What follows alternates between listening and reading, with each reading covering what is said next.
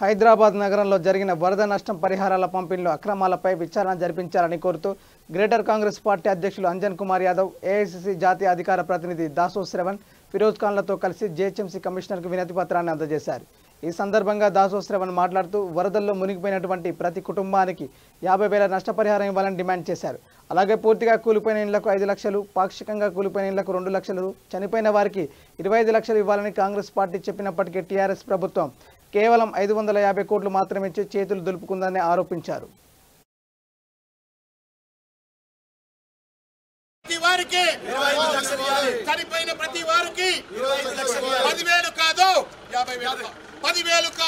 Hyderabad Congress committee అధ్యక్షులు, మాజీ parliament సభ్యులైనటువంటి గౌరవనీయులు పెద్దలు అంజన్ కుమార్ గారి యొక్క నేతృత్వంలో కాంగ్రెస్ పార్టీ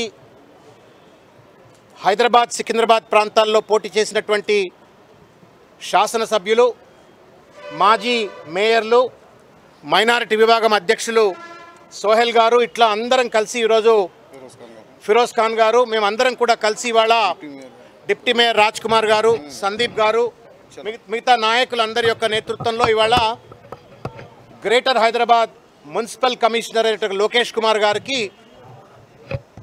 ప్రభుత్వ డబ్బుతో పార్టీ ప్రచారం జరుగుతున్నటువంటి ఒక దుర్మార్గమైనటువంటి ఒక వైఖరిని వారి దృష్టికి తీసుకుపోవాలని చెప్పని, ఒక విస్తృతమైనటువంటి ఒక ఎంక్వైరీ జరుగుతున్నటువంటి అవకతవకల మీద విచారణ జరపాలని చెప్పని ఇవాళ వాళ్ళ దగ్గరకు వచ్చి వినతి పత్రం ఇవ్వటం అయింది.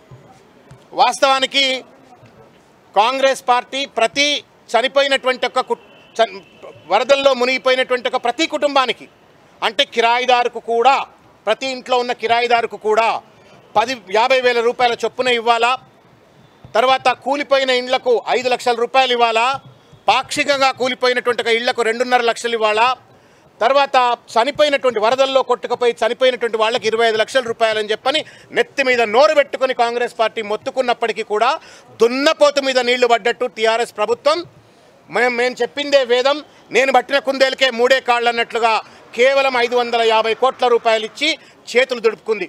అది కూడా మళ్ళా దాంట్లో నుండి ఎంగిలి మెతుకులేసినట్టుగా 50,000కు బదులుగా 10,000 రూపాయల చొప్పున పంచుతామని చెప్పని ఒక ప్రహసనం మొదలుపెట్టిండ్రు. సరే, ఆ 10,000 వస్తాయేమని చెప్పని సంతోషపడ్డాం. మొదటి రోజు కేటీఆర్ గారు ఎంఎస్ మక్తా తర్వాత ఇటువంటి ప్రాంతాలలో చెక్కులన్నీ పంచినారు. రెండో రోజు వచ్చేటప్పటికి ఏం మాయరోగం పుట్టిందో టీఆర్ఎస్ పార్టీ నాయకులకు, ప్రభుత్వ అధికారులకు, లక్షల కోట్ల రూపాయలు, 100 కోట్ల రూపాయలు సీఎంఆర్ఎఫ్ ఫండ్, పబ్లిక్ ఫండ్ను దాన్ని ఎట్లా విత్డ్రా చేసిండ్రో తెలియదు, విత్డ్రా చేసిండ్రు. మొత్తం గల్లీలో ఉన్నటువంటి ఒక టీఆర్ఎస్ పార్టీ నాయకుల చేతిలో ఆ డబ్బంతా పెట్టి వాళ్ళ ద్వారా 10,000 వంచల, ముఖం బాగుంటే 2,000 రూపాయలు, ముఖం బాగాలేకపోతే 500 రూపాయలు, ఒక్కొక్కరికైతే అసలుకే ఒక్క పైసా కూడా ఇవ్వలేదు.